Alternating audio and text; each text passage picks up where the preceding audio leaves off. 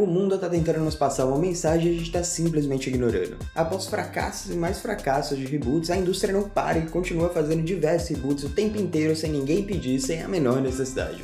Muito bom dia, muito boa tarde ou muito boa noite. Sejam bem-vindos ao Massarocano. Eu sou o André e hoje eu vou trazer pra vocês a minha listinha de top 5 piores reboots da história da TV. Aqui eu tô falando só de séries de TV, tá? Sem filmes. Isso a gente vai trazer numa outra lista porque, bom, dá pra fazer várias, pra ser sincero. Mas antes da gente continuar, não esquece de se inscrever no canal, ativar a notificação e deixar aquele like. Dessa forma eu consigo saber se vocês estão gostando ou não do conteúdo e trazer mais listas desse tipo pra vocês. Bom, sem mais delongas, bora pro vídeo. Em quinto lugar, os Muppets. Bom, os Muppets podem não ser a coisa mais famosa aqui no Brasil, mas a parada é que eles estão aí dentro da indústria há milhares e milhares de décadas. Os bichinhos já tiveram filme, parque temático, série, o que mais você pensar, eles já fizeram. E a parada é que eu particularmente gostava muito dos Muppets quando eu era um pouco mais novo. E depois do remake de 2011, parece que todo mundo voltou a amar os Muppets, eles voltaram a aparecer em tudo, em comercial, em outras séries, com participação especiais em outras coisas. E acho que todo mundo estava esperando que a gente tivesse algo bom vindo por aí. Em 2015, eles tiveram a brilhante ideia de trazer os Muppets de volta, dessa vez como uma série em uma forma de documentário. Então ele tinha ali uma carinha de The Office, com uma câmera acompanhando os bichinhos o tempo inteiro, enquanto eles desgraçavam a vida alheia. Basicamente é isso, tudo acontece dentro de uma emissora de TV e eles estão ali conversando, criando coisas e aprontando várias peripécias. O problema é que a série foge bastante do tom dos Muppets, a um tanto quanto apelativa e não agradou a audiência como um todo. A série foi gradualmente perdendo audiência até que ela foi cancelada depois da primeira temporada. Acho que depois dessa tentativa fracassada a gente não vai ter os nossos queridos Muppets de volta por um bom tempo. Em quarto lugar, Gossip Girl.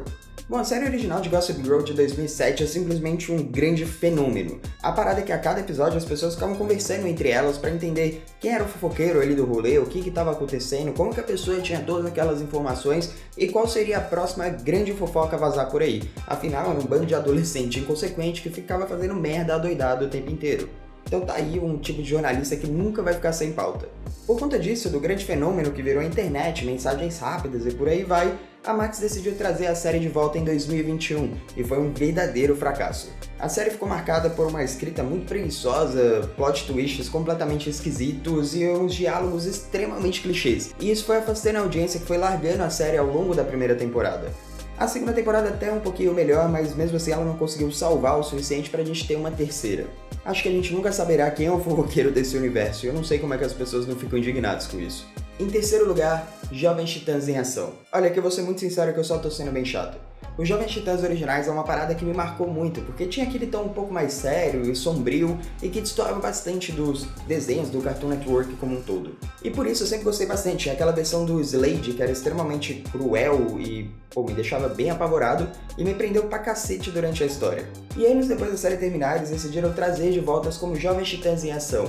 E cara, eu entendo, é uma proposta completamente diferente, é feito para um público infantil e tem a intenção de ser um pouco mais educativo e menos violento e mais engraçado como um todo, eu entendo. Mas não deixa de ser frustrante ver aquele universo extremamente bem construído da série original animada ser transformado em um monte de piada besta e, que foca só nos atos deles como crianças que têm superpoderes e porventura são os Jovens Titãs, mas é muito focado em eles serem criança.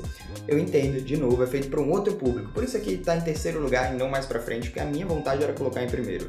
Em segundo lugar, As Panteras. Era uma vez 3 panterinhas que entraram pra polícia feminina. Bom, As Panteras foi uma série da década de 80 que era extremamente carismática e era clichê, séria, bem de espionagem mesmo, padrão, assim. Depois ela virou um filme nos anos 2000 que, pelo menos o público brasileiro ama, tem a participação do Rodrigo Santoro e é fantástico, é realmente uma comédia de ação muito divertida e uma das melhores que eu já assisti.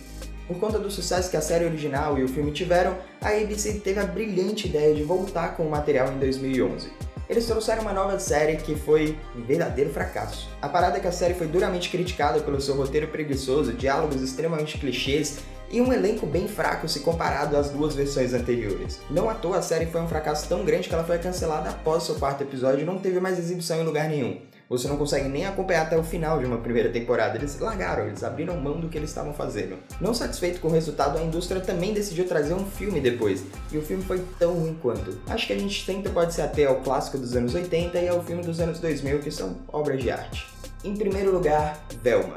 Olha, eu vou ser muito sincero que eu tentei defender isso aqui quando foi lançado.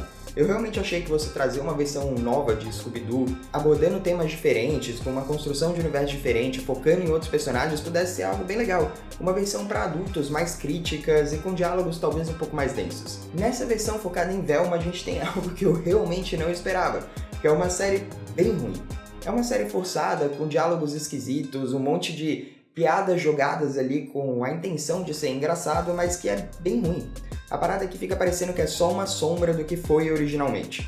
Ela não carrega nada de bom do original e, na verdade, ela zoa de um jeito até um tanto quanto desrespeitoso, tirando sarro com o fato de ser politicamente correto, ou deles não falarem das drogas explicitamente, ou qualquer coisa assim.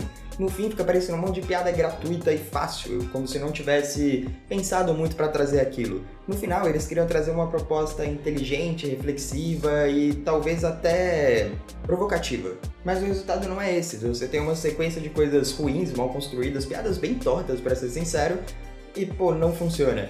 Infelizmente, apesar do fracasso que foi na audiência e o público em geral de Scooby-Doo odiou, a série foi renovada para uma segunda temporada que está em desenvolvimento e vamos torcer aí para que eles acertem o tom disso, porque de verdade eu sempre achei que tivesse um potencial e me frustra bastante.